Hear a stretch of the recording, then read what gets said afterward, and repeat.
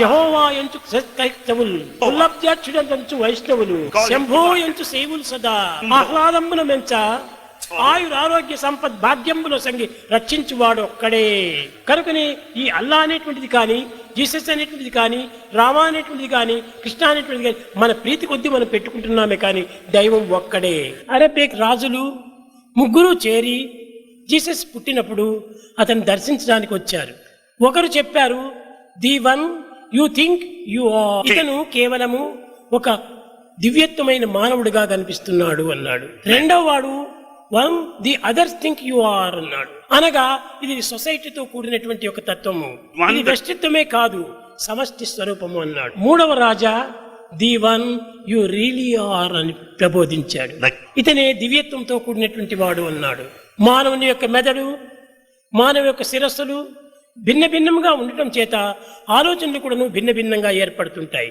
కనుక ఈ భిన్న భిన్నమైనటువంటి భావములకు మనం ఏమాత్రము అవకాశం ఇవ్వకూడదు. అందులో ఈనాటి కలియుగ ప్రభావం చేత మానవుడు భిన్నత్వాన్ని ఆశిస్తున్నాడు కానీ ఏకత్వాన్ని ఏమాత్రము రుచించటం లేదు. ఏకత్వాన్ని భిన్నత్వంగా విభజిస్తున్నాడు కానీ ప్రాచీనులు భిన్నత్వాన్ని ఏకంగా విశ్వసించారు. కనుకనే చెప్పారు వేదాంతంలో శబ్ద బ్రహ్మమయి, చరాచరమయి, జ్యోతిర్మయి, వాంగ్మయి, నిత్యానందమయి, పరాత్పరమయి, మాయామయి, శ్రీమయి అష్టైశ్వర్య స్వరూపంతో కూడినటువంటిదే ఈ ఆత్మస్వరూపము. కనుకనే ఈ దైవత్వాన్ని ఏ రీతిగా మనం వర్ణించాలంటే ఆకారములకు అతీతమైనటువంటిదే ఈ ఆత్మతత్వం. ఇట్టి తీరుని దర్శించాలని జీసస్ అనేక విధములైన ప్రయత్నం చేశారు. ఆ పంచభూతములను మనం పవిత్రం చేసుకోనకుండా ఏదేదో మనం అనేక రకమైనటువంటి ప్రయత్నాలు సాధనలు జరుపుతున్నారు. ఈ సాధనలన్నీ వ్యర్థములే, ఈ ఆలోచనలన్నీ వ్యర్థములే. నీ బుద్ధి శక్తికి కుదిరినంత వరకు నీవు చూసుకుంటున్నావు. నీ బుద్ధికి అతీతమైనటువంటిది ఈ యొక్క చరిత్రం. దృష్టి చక్కనిగా పెట్టుకోవాలి, నీవు శ్రవణం మంచిదిగా తీసుకోవాలి, నీవు ఆలోచన మంచిదిగా పెట్టుకోవాలి, నీ మాటలు మంచివిగా పలకాలి. కనుకనే ఈ పంచభూతములను పవిత్రం గావించుకుంటే ఇంతకంటే గొప్ప సాధన మరొకటి లేదన్నాడు. జీసస్ కూడాను అదే చెప్పాడు. ఈ ఫిష్ మ్యాన్ అందరూ వచ్చినప్పుడు అందరూ వచ్చి ఏమేమో అడుగుతూ వచ్చారు. లోకంలో అభిరుచి అయినటువంటి యొక్క దీనిని మొట్టమొదటి ఆశిస్తూ వచ్చారు. పీటర్ నాకు చేపలు ఎక్కువ కావాలి అన్నాడు. కానీ ఇతనికి లోకాకాశంలోనే ఉన్నాడు.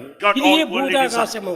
ఈ భూతాకాశంలో అన్ని ఆంక్షలను నెరవేర్చుకున్నాడు. కట్టగడిపటికి చీచి ఇది కాదు నేను కోరవలసింది, నా చిత్తాకాశాన్ని దాటాలి అని అనుకున్నాడు. జీసస్ కూడా అందరికీ అదే చెప్పాడు. ప్రజలారా, ఎందుకు ఈ ద్వేషము, ఎందుకు ఈ అల్లకల్లోలములు? కరుణ చేత సర్వులను ప్రవేశించండి, అందరినీ ప్రేమించండి, అందరినీ ఆశించండి, ఈ అనేకత్వంలో ఉన్నటువంటి ఏకత్వాన్ని మీరు విశ్వసించండి అని జీసస్ కూడా చెప్పాడు. ఆయనకు బోధలు ప్రత్యేకమైనటువంటి ఏవీ లేవు. అనేక మంది శిష్యులు వారికి తోచినట్టుగా రాస్తూ పోయారు. అతని శరీరాన్ని చిలుకు వేసినప్పుడు all are one my dear son, be alike to every one అని.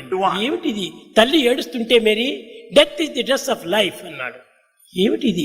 డెత్ అనేటువంటిది ఈ డ్రెస్ మార్చడమే. ఈ డ్రెస్ మారుతుండది, ఇంకొక డ్రెస్ వస్తుండది. మానవుడు ఎప్పటికీ ఒకే డ్రెస్ లో ఉంటాడా?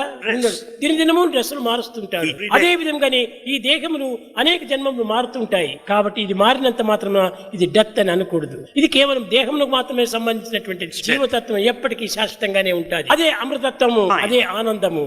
ఆ ఆనందమునే నిత్యానందం పరమసుఖదం అన్నారు. కానీ దీనిని జీసస్ అద్వైత దర్శనం జ్ఞానం అన్నాడు. కనుక అద్వైత దర్శనం అనగా ఏమిటి? రెండు కాని ఒక్కటే. ఒకటే అంటే రెండుగా ఉండవచ్చును. కనుకనే ఏకం ఏవా అద్వితీయం బ్రహ్మ అన్నాడు. రెండుగా ఉన్నదంటే ఇంకా ఏమైనా ఉండవచ్చును అని చెప్పవచ్చును. కానీ ఏకం ఏవా అద్వితీయం, ఒకటే ఒకటి, రెండుది కానటువంటిది. దైవము రెండు కానటువంటి ఒక్కటే. ఒక చిన్నది తీపి రసం చేశావు, ఏ కప్పులో పోసినప్పుడు ఆ కప్పు యొక్క రూపం వస్తుంది. ఒక తల్లికి 4 బిడ్డలు ఉంటారు. ఒకడు వస్తాడు, అమ్మా నాకు ఎర్రని జ్యూస్ కావాలి అంటాడు. ఇంకొకడు వస్తాడు, అమ్మా నాకు పచ్చని జ్యూస్ కావాలి అంటాడు. ఇంకొకడు వస్తాడు, నాకు నల్లని జ్యూస్ కావాలి అంటాడు. ఇంకొకడు వస్తాడు, నాకు వైట్ జ్యూస్ కావాలి అంటాడు. ఈ జ్యూస్ రంగులుగా మారుస్తుంటే జ్యూస్ చెడిపోతుంది. కనుక తెలివి కలిగినటువంటి యొక్క తల్లి ఏం చేస్తుంది? నీకు ఏ రసం కావాలి నాయన అడుగుతుంది. నాకు ఎర్రని రసం కావాలి అంటాడు. ఎర్రని కప్పులో పోస్తుంది, ఇచ్చేస్తుంది. ఈ ఎర్రని. ఇంకోటి వస్తాడు, అమ్మా నాకు పచ్చని జ్యూస్ కావాలి అంటాడు. పచ్చని కప్పులో పోస్తుంది, ఇస్తుంది. వాడికి తృప్తి అయింది. జ్యూస్ ఏమో ఒక్కటే. ఈ పచ్చది, ఎర్రది, నల్లది, తెల్లది అంతా కూడా కప్పులు మాత్రమే కానీ జ్యూస్ లో మార్పు రాలేదు. కనుకనే మనం ప్రపంచం లోపల అన్ని రకమైనటువంటి రూపాలు ఆశిస్తున్నాము. Any forms. ఇవన్నీ దేహమును వంటి కప్పుల్లోనే బాధము. ఈ భేదాలు మాత్రం మనం తీసుకోకూడదు. మన దేహాభిమానమును త్యజించి ఆత్మాభిమానమును వరించి దైవత్వాన్ని ప్రేమించాలి. కాబట్టి వరించవలసింది ఇదేది ఆత్మాభిమానము. దేహాలు ఏనాటికైనా మార్పు చెందుతాయి. మార్పు చెందేటువంటిది ఆశించి ఏనాటికైనా మనం దుఃఖానికి గురి అవుతాం. దుఃఖ నివారణ కావాలనుకుంటే, అమృతత్వం మనం అనుభవించాలంటే, ఆనందం మనం అనుభవించాలంటే రూపాన్ని మనం పూర్తిని విసర్జించాలి. ఉన్నంత వరకు దానిని గౌరవించాలి, ఉన్నంత వరకు దానిని సేవించాలి, ఉన్నంత వరకు దానిని కాపాడుకోవాలి. కానీ తరువాత దాన్ని మనం యోచించనక్కర్లేదు. ఎందుకు దీన్ని యోచించటము? ఎందుకోసం మనం దుఃఖించటము? దుఃఖం అనేటువంటిది కేవలం అజ్ఞానమే. కనుక ఈ దుఃఖానికి మనం అవకాశం ఇవ్వకూడదు. ఏ దానికి ఏ టైం వచ్చిందో ఆయా టైంలో పోతుంటాది. మనము పదార్థమును ఒకటిగానే భావించాలి, పదార్థమును ఒకటిగానే విశ్వసించాలి. ఈ కప్పులు మాత్రం మారుతుంటాయి, కానీ కప్పులు మారినంత మాత్రం లోపల ఉన్నటువంటి పదార్థము అదే ఆత్మతత్వము. ఆత్మతత్వం ఎప్పటికీ మారదు. కనుక నీవు ఆత్మతత్వాన్ని విశ్వసించు, ఆత్మతత్వాన్ని ఆనందంగా తీసుకో. ఇది ఏ ముఖ్యంగా జీసస్ బోధించినటువంటి. కనుక నీవు ఆత్మతత్వాన్ని విశ్వసించు, ఆత్మతత్వాన్ని ఆనందంగా తీసుకో. ఇది ఏ ముఖ్యంగా జీసస్ బోధించినటువంటి. అన్ని విధములుగా కూడాను వారికి భౌతికమైనటువంటి లౌకికమైనటువంటి యొక్క ఆదర్శాన్ని నిరూపిస్తూ కట్టకడపటికి సత్యమైనటువంటిది ఒక్కదాన్ని మాత్రమే నిరూపించాడు. మాథ్యూ అని ఒక ఇన్కమ్ ట్యాక్స్ కమిషనర్ గా ఉండేవాడు. ఈ ఫిషర్ మ్యాన్ దగ్గర అంతా వచ్చి దిన్నము ఇన్కమ్ ట్యాక్స్ కోసం వాడి దగ్గర రాసుకునేటువంటి వాడు. ఈ ఫిషర్ మ్యాన్ కంతా కూడాను జీసస్ బోధ చేస్తుండేవాడు నిత్యము. అవన్నీ రాసుకున్నాడు ఈ మాథ్యూ.